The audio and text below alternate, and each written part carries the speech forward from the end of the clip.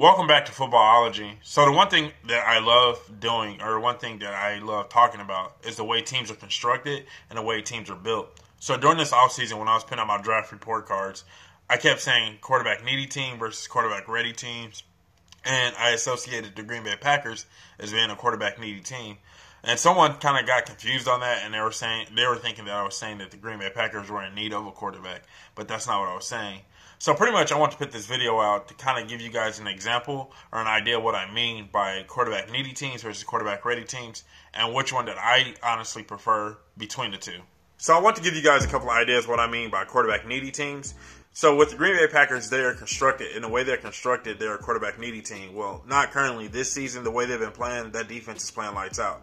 But what I mean by a quarterback needy team is a team that's solely constructed around their quarterback and the productivity and the play of their quarterback. Now, if their quarterback can, light up the scoreboard and do his job, they're more likely to win games, and that's just the way it is. I mean, you think about the Green Bay Packers over the last couple of years with Aaron Rodgers, their defense was very suspect until the last, season and a half, I guess you could say, because they've actually made an emphasis on building that defense.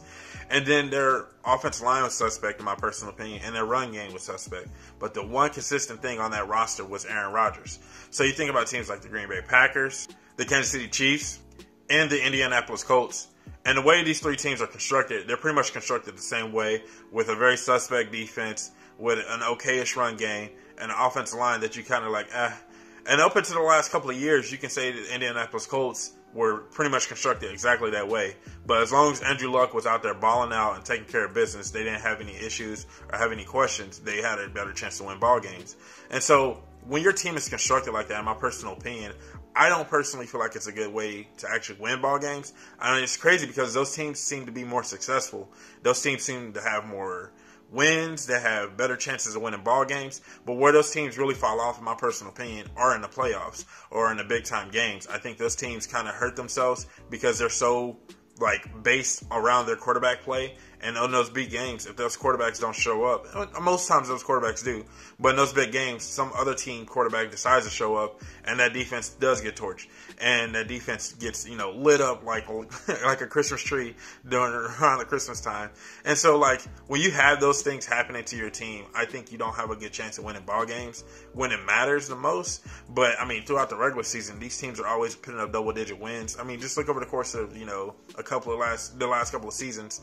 Like I said, the Colts are being one, the Chiefs of the last 2 years with Patrick Mahomes, and then Green Bay Packers. Those teams win ball games, but when those quarterbacks go down, that's it for those teams, and those teams really struggle. I remember a couple of years back when Joe Flacco, after he won the Super Bowl, the Baltimore Ravens decided to pay him all that money. And when they did that, they really hindered themselves because the Baltimore Ravens were solely constructed as a quarterback needy team, or a quarterback ready team, and not a quarterback needy team. And so when they gave him that contract, they became more of a quarterback needy team. And then when Joe Flacco wasn't performing like he was supposed to because he wasn't that kind of quarterback, then that's when that team really struggled, and that's why they struggled for a couple of years. So really when it comes down to it, in my personal opinion, the idea of having a quarterback needy team isn't the way you want to go, in my personal opinion. I just don't think that's the way you want your team constructed. Now when it comes to the quarterback ready teams, these teams are perfectly constructed, in my opinion. They're good in almost every phase of the game except for the quarterback position. The quarterback position kind of hinders them a little bit, and this is why I think the quarterbacks do get paid a lot of money. Don't get me wrong. The quarterbacks getting paid a lot of money makes sense because of this reason alone. But with the Buffalo Bills, Jacksonville Jaguars, and the Chicago Bears, now, the way these three teams are constructed is their defense is really strong and really powerful. Their run game is really strong and really powerful. And they can just lean on you in the fourth quarter. I feel like these teams have a better success rate in the playoffs than they do in regular season. And that's why we don't really, see those teams in the regular season be glamorous and all beautiful and everything. But when it comes to the postseason, that's when these teams really, truly shine. It reminds me of it reminds me back when the Houston Texans went to Foxborough to play the New England Patriots, and that Houston defense was balling out of its mind, and they had a true chance to win that ball game. Unfortunately, their quarterback was Brock Osweiler, and that's one thing bad about the quarterback-ready teams. When you're a quarterback-ready team, if your quarterback isn't consistent and accurate, then you have an issue of winning ball games from that standpoint. Because with your quarterback, you don't ask nothing of your quarterback, just not to turn over the ball and give me field goals. And that's really what it comes down to. But if your quarterback can't do that and he's inconsistent and very inaccurate, you have an issue where you can't get down the field. Your run game is at that point kind of getting leaned on to the point, or stacking the box against your run game, so it's kind of hard for you to run the ball. You need a quarterback that can convert the third and shorts. You need a quarterback that can keep the chains consistently moving, and that's why guys like Alex Smith have made a home for himself so far through I guess you could say the back half of his career. Alex Smith has made a home for himself. Guys like Nick Foles has made a home for himself, because these guys are very needed on teams that have a quarterback-ready situation, like the Jacksonville Jaguars. That's why they went out and got Nick Foles. They didn't technically need to pay Nick Foles all that money. They just need a quarterback to go out there, make a couple of big passes every once in a blue moon, and just don't turn over the ball. And that's really what it comes down to. So a guy like Alex Smith definitely has a home in the league for a team like the Chicago Bears, like the Jacksonville Jaguars, and hopefully that Josh Allen can come around for the Buffalo Bills, but he's not needed to do a lot because that Bills defense is amazing.